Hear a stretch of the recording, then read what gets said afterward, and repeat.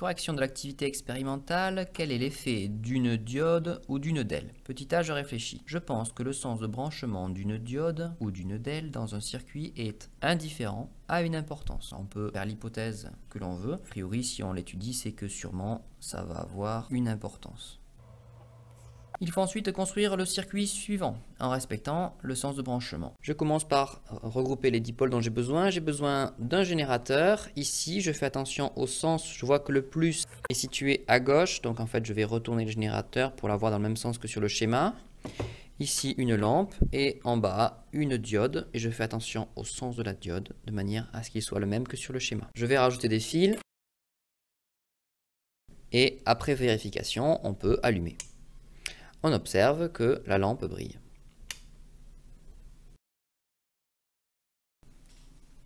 Il faut maintenant, avec le générateur éteint, inverser le sens de branchement de la diode sans changer le branchement du générateur et schématiser le nouveau circuit ainsi réalisé qu'on appellera le circuit numéro 2. Je commence par dessiner le rectangle.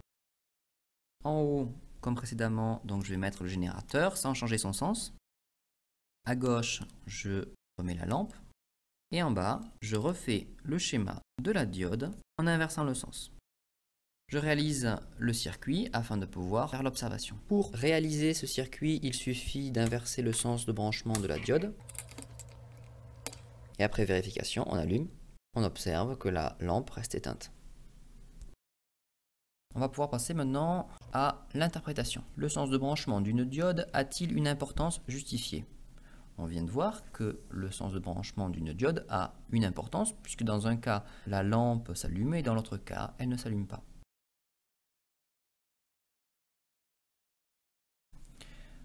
On peut aller plus loin dans l'interprétation.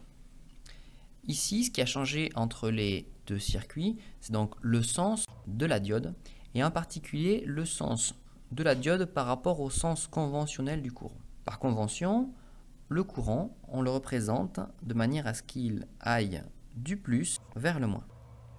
Sur la diode, on observe qu'il y a une flèche, comme un peu la flèche qui représente le sens du courant.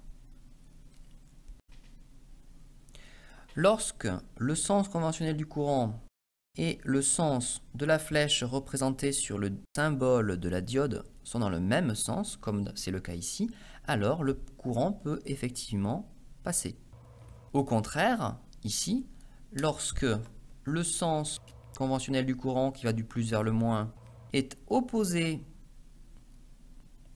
au sens de la flèche représentée sur le symbole de la diode, comme c'est le cas ici, alors le courant ne passe pas. Et il ne passe nulle part, puisque vous voyez que même si la lampe est branchée avant la diode, ici, ce courant-là n'existe pas. Si le courant est arrêté à un endroit, il est arrêté partout dans le circuit. On ne dit pas que la diode est bien branchée ou mal branchée ou qu'elle est positionnée dans le mauvais sens ou dans le bon sens. On dit qu'elle est soit passante lorsqu'elle laisse passer le courant, soit elle est bloquée ou bloquante lorsqu'elle ne laisse pas passer le courant. Passons à la partie pour les plus rapides. On nous rappelle dans cette partie-là que dans le TP précédent, Marine voulait construire une scie circulaire, voire schéma scie contre, donc on rappelle le schéma de circuit. Ce circuit-là, en fait, c'est un circuit qui est déjà corrigé. Donc on a déjà inversé les bornes A et B de manière à ce que la scie coupe le papier.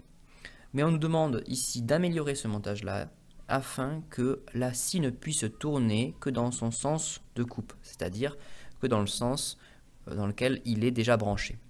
Afin de s'assurer que le moteur tourne dans ce sens-là, il faut s'assurer que le courant rentre par la borne B et ressorte par la borne A. En fait, il faut s'assurer que le courant aille dans ce sens-là. Eh bien, la diode, elle, est tout à fait adaptée à ce genre de contraintes. Ainsi, il suffit de recopier ce montage-là en ajoutant une diode passante.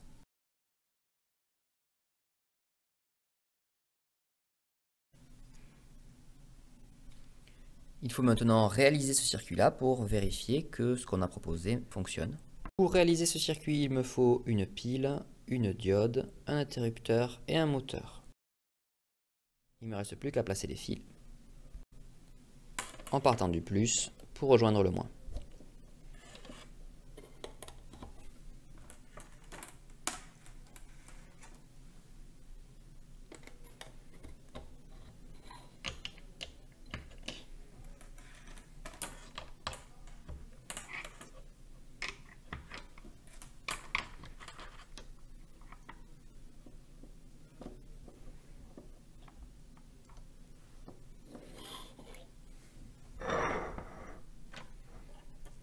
Je vérifie que le moteur fonctionne.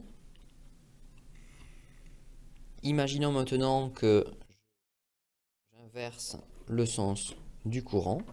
Donc le courant rentrerait par la borne A maintenant.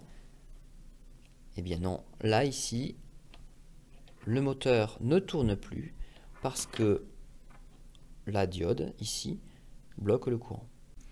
Maintenant on passe pour les élèves encore plus forts, encore plus rapides. On nous demande dans la question 6 de reprendre le montage de la question précédente et y ajouter une DEL qui ne s'allume que lorsque le moteur fonctionne. Une DEL, je vous rappelle que c'est ce composant électrique là, qu'on voit là. Et vous voyez qu'on retrouve le même symbole que précédemment. En fait, une DEL va fonctionner comme une diode, sauf qu'elle va briller lorsque le courant va passer. Si on branche directement la DEL dans le circuit, regardons ce qui se passe. Ici, on repart du circuit du montage précédent où le moteur fonctionne. Et on va rajouter la DEL. Si on allume maintenant, on constate que le moteur ne fonctionne plus. On constate par contre que la DEL s'allume. Ça veut dire que le courant passe. Mais le courant n'est pas suffisant pour que le moteur tourne. Si on veut à la fois que le moteur tourne et que la DEL s'allume, il va falloir trouver une autre sorte de montage. On vient de voir que si je modifie ce circuit-là en rajoutant une DEL, le courant devient trop faible pour que le moteur tourne. L'astuce consiste à garder ce circuit-là et brancher la DEL de manière différente. Si je branche la DEL comme ceci, directement sur le moteur, alors la DEL ne limite plus le passage du courant dans cette boucle-là. Regardons ce qui se passe. Ici, je vois bien le moteur qui tourne. Je vois la DEL qui s'allume. Et si jamais j'essaie d'inverser les bornes de la pile, c'est-à-dire si jamais j'inverse le sens du courant, alors plus rien ne fonctionne.